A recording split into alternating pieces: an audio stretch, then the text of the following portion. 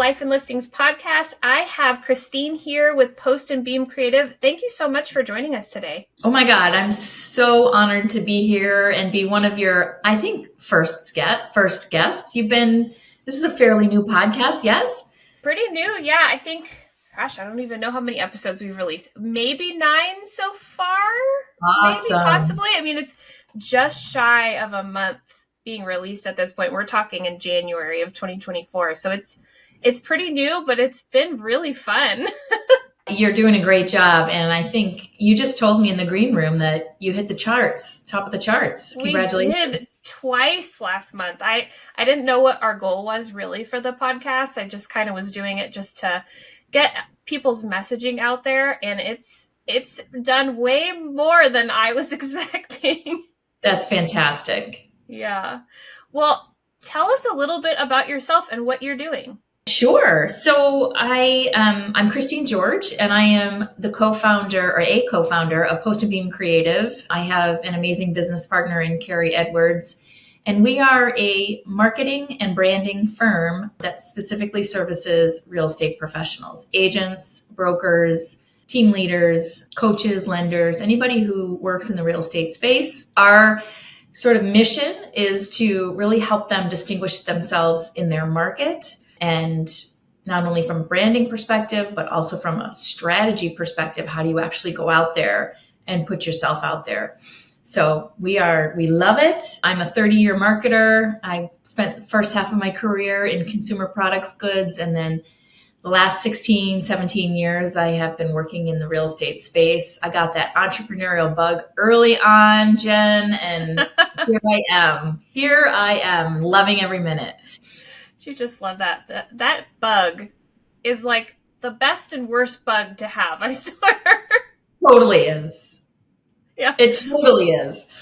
So let's dig into that a little bit. Like, you are doing something, there's a million marketers out there, right? But I love what you're doing because you're focusing on something so specific. So tell me what you're doing and why that's different.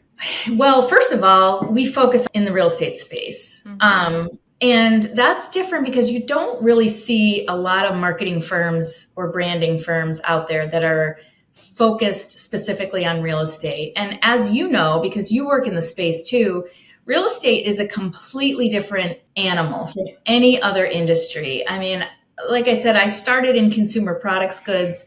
I have never, ever worked in an industry that is just so unique. And the reason that it's unique is because it's made up of independent contractors, entrepreneurs, people who get up every single day and go to work for their business, go to work for their supper, right? Like, if they're not out there prospecting, if they're not out there building relationships, they're not eating. And so there's a heart and a passion for the people who work in this space that is unlike any other. It's a dedication. It's a love of people, of wanting to help people make the American dream come true, right? And so I have just fallen in love with the people who work in this space from very early on, since 2008.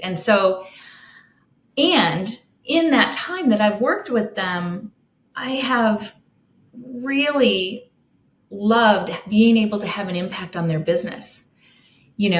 Taking what I know from all my marketing chops, right? And helping an agent distinguish themselves in the market, and put strategies in place to grow their business is so rewarding to me. And so, I think we're different in that way. And we just have a real passion for the people that we work with. We have experience in seeing what we do work. Agents that we work with grow their business anywhere between 25 and 40%.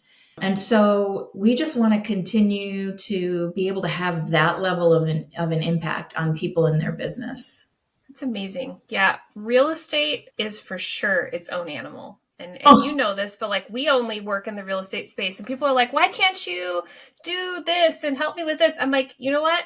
Because real estate's so different, and we're so passionate about this space that we don't want to stretch ourselves out into different things, right? 100%. And that is part of what we teach our clients, is having that focus or niche is Mm-hmm. so important. Understanding who your ideal client is and speaking to specifically to them, helping to solve their particular challenges is what makes you really good at what you do. And so, yes, I've had that experience before too. I've had people say, marketing is marketing or branding is branding. Help us brand Mm-hmm. our business. And yes, we could do that, but it just takes our focus away from our ideal client, which is the real estate professional. And so I'm totally with you. Like it's having that focus, really getting tight on who your ideal client is and how you can help solve their challenges is really what's going to help make your business successful. So it's so important on so many different levels, right? And I think a lot of agents come into this business or they start doing this thing and they don't even realize who their ideal client is or where their business is coming from. I know on our end, on the operations end, we're looking at like where their leads are coming from and that where their sales have come from. And I'm like, okay, do Mm-hmm. you even know where your deals have come from? Most of them tell me no. And Right. I'm like, okay, that's our first thing, right? Like we need more of that. So how do you help them identify which niche they're going to go after? I guess one of their biggest challenges is, especially if you're a newer agent, they don't, and you and I were talking about this earlier before we started recording. It's like when you don't have a business, a momentum in your business, and you don't know, like you said, where your business is coming from, you're apt to take business wherever you can find it, whether Mm-hmm. it's buying online leads or,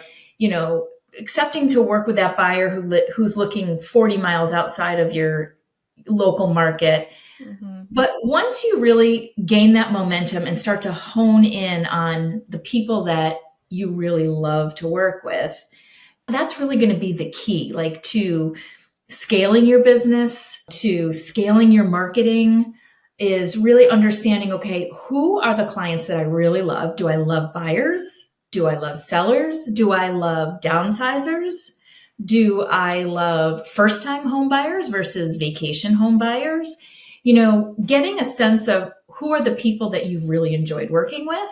Why? What is it about you that they find different and most Yeah. helpful? Like really getting focused on answering those kinds of questions. And even more, most important is, who don't you want to work with? Like, imagine like that person who calls you and you're like, oh God, I don't want to pick up the phone, right? Like that's Yeah. definitely the person you don't want to work with. It's just sort of answering some of those, questions about who is it that I enjoy spending my time with. Yeah. And then you really you can start to hone, like, okay, what is it that I do differently from everyone else for this unique type of client? Yeah. That's really important when you think about not only growing your business but scaling your business, putting your marketing strategy together, your website, your messaging, all of that comes out of identifying who your ideal client is. It's amazing. It's almost like you're starting with a therapy session and then moving into their branding so they can like attract the ideal person. Yes, it's 100%. Oh my God. And I should have been a therapist in another life, because that is like my favorite part. We call it the discovery, right? Yeah. It's like when you really dig in and find out what the person is about, what their style preferences are, everything from the most superficial, like what's their favorite color, all the way down to like what drives them, Yeah. what motivates them. What do they bring to the table? What's their zone of genius? What's their superpower? Those are the kinds of questions that I ask clients in the discovery process to get them to this place where they feel that fire and that excitement around, okay, yes, that's who my client is. That's Yeah. who I want to attract to my business, you know? Yeah. That's so great. That's so great. And I kind of want to go back to what you said before. Like you're helping your clients grow their business by, was it 25 to 40%? Yes. How? Well, we start with that simple process, which is Yeah. let's identify your ideal customer. Then we go into, a SWOT analysis, like what are your strengths, weaknesses, opportunities, threats. Then we look at your source of business. Where did your source of business come from? And what is the cost of acquiring that business? Where are you spending your money? It's a whole sort of strategic process that we look at. And then we also identify, where you spend your time when you're not working.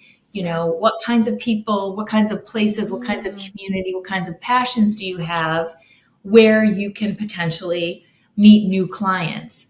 And then from there, we put their entire plan together, and so that's one piece. But if somebody's sort of starting from scratch, there's a whole putting their positioning together. What does your competition look like? And we put their positioning, their unique value proposition, their proof points, all of this messaging that will be communicated through everything they do, from their website to their social media to their email. And that is how we sort of get them focused. And then we put their strategy, their marketing activity and strategy plan together behind that. I love that. I feel like everything you're saying is really about honing and focusing in on what they're doing, who they're going after, their messaging, all of that stuff. It's really focused. And I think with a lot of agents, some fall into this business, right? Like you didn't really mean to start a business, but all of a sudden you are like, wow, I all of a sudden have this full-time business that I wasn't expecting. And they go back and their branding isn't consistent. Maybe they've switched brokerages a few times. Maybe they've moved. They maybe were, now they're maybe a new parent, or they got married and they're in different circles. And now all of a sudden they're like all over the place. And they're like, oh my gosh, what am I doing? Yeah. That's actually a perfect client to come to us. Somebody who has, grown up in the business, who's got some momentum, who's had some success, and now things are shifting and they want to, hone it in a little bit. I actually just worked with a client who grown her business and since did just what you suggested. She got married and had a baby, and now her entire social circle has changed. Her SOI has changed. Yep. And so she's not, working with the first-time home buyers anymore. She's now looking at this whole community of people where they could potentially be trade up buyers. And so we did a whole strategy around targeting that client because that is who is in her circle right now. Okay, then how do we actually talk to them? How do we actually engage them?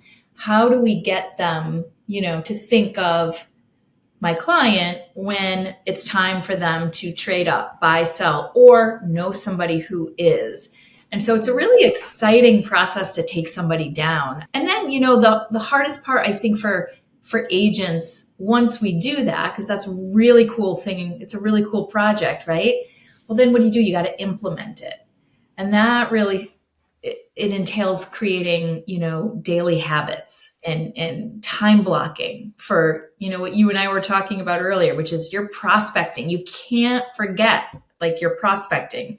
Yeah. And then the marketing activities that we put in place, and then, hopefully that business is going to come in and you block time to actually work in your business. Yeah. And so, time blocking, daily rituals, those kinds of things become really, really important once you have that process in place and that plan in place. Yeah. I mean, time blocking, it ends up being, I see this more often than not. Time blocking is something that everybody talks about and everybody tries. And then you see this time block on their calendar of 1 hour of working out every morning that they don't actually do. So how do you recommend, or how do you help them remain consistent with that? So really by example, to be honest, I have worked really hard over the last couple of years personally to, walk the talk. And as a result, over the last year, I've got a great daily ritual that I can give you the URL for in your goals as well as your business, right? And it starts out with waking up at a certain time of the day, committing to movement. Movement is just so important for your mental health, for your physical health, for your motivation. I mean, if you can just move just for 30 minutes every morning before you do anything else, before you pick up the phone, that's half the battle, and you don't have to, run 13 miles. Just take a 10-minute walk around your block. If that's all you have time for, do it. Commit to moving every single morning, and then spend 2 hours on your prospecting and the middle of the day on your client work, and then the end of the day on your marketing. And then never forget, how important family time is, or your passion, whatever it is that's important to you, to sort of, download. And then I always end my days with meditation and gentle stretching before I go to bed. And so, those are just things I truly believe that if you take care of yourself, your body, and your mental health, the rest will follow. Yep. The rest will come. And so it's creating those daily habits that are just super, super important. It really is. I feel like, I've got 2 young kids. And so like the mornings used to be crazy because I'd wake up and I'm trying to get them done, blah, blah, blah. And then all of a sudden I'm like, wait a second. If I take care of myself first, so much more calmer with them. It all goes much more according to plan. Yes. We get in the car, I give everybody space to get ready. So there's less panic. And then I get to work and I'm calm and I feel like I'm more efficient and effective.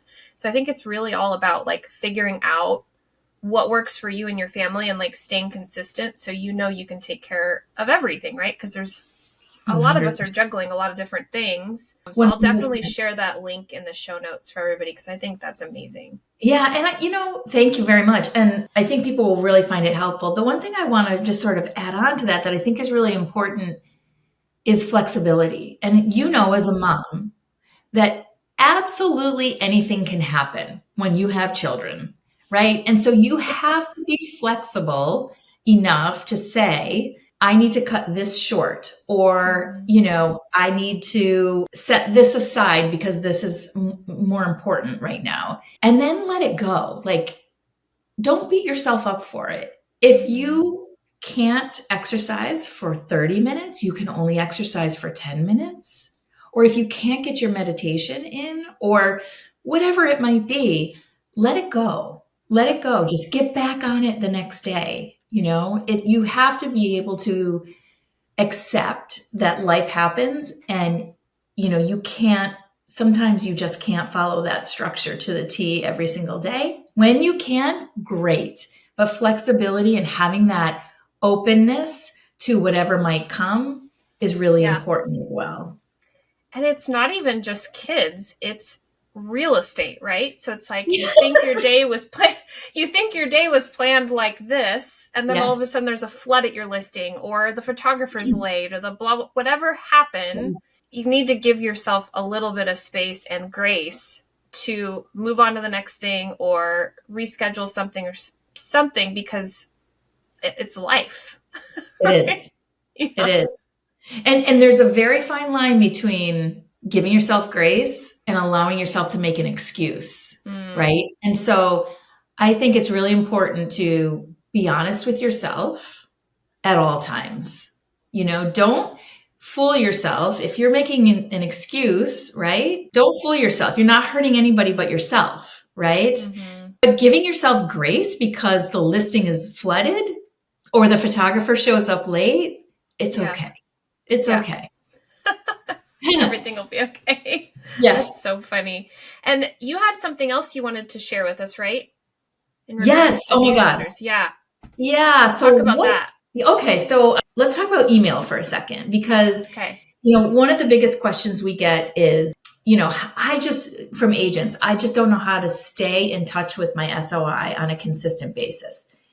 And it's a big issue for real estate professionals, because when they are not in front of their SOI, their past clients, they'll go to the first person who's top of mind when it comes to buy or sell. We know this. Yep. We know that 88% of people say they will use the same realtor for their next transaction, but then only 12% actually do.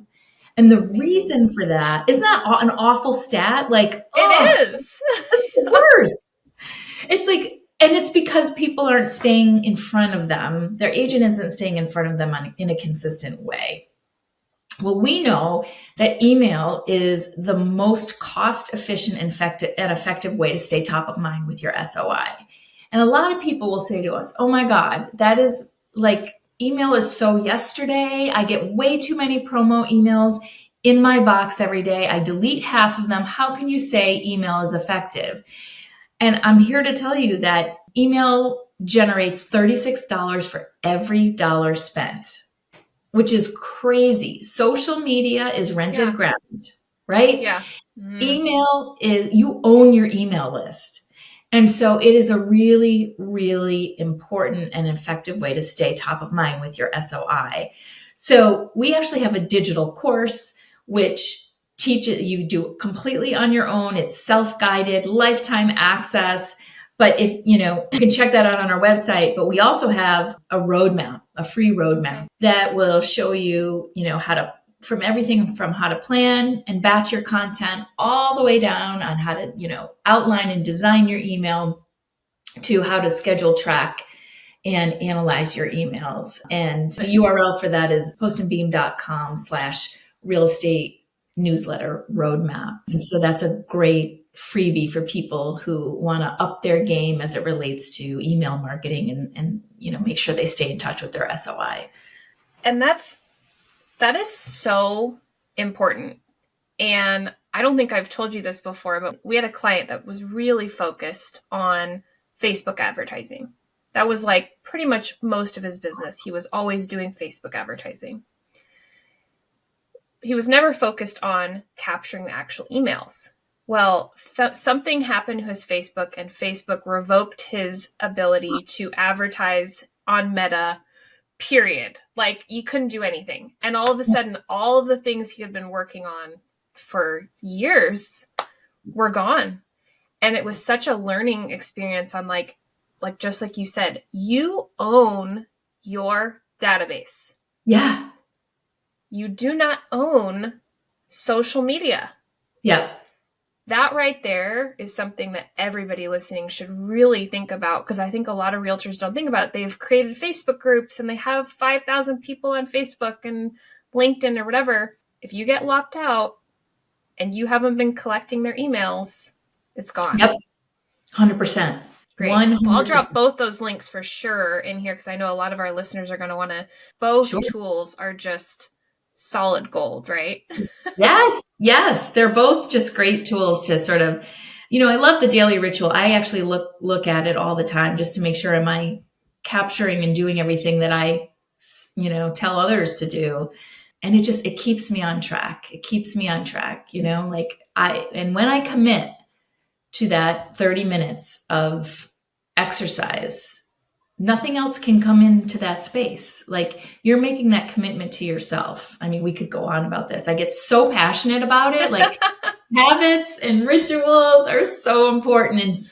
And as a mom, you just totally get it. Like, we have to put our oxygen mask on first. Mm-hmm. And that, in order to give and give at 100%, we have to start with ourselves. Yep, you do. It's something I've only recently learned over the last year, because my kids are so young that I was so like stuck in the baby phase that I was just, keep them alive first.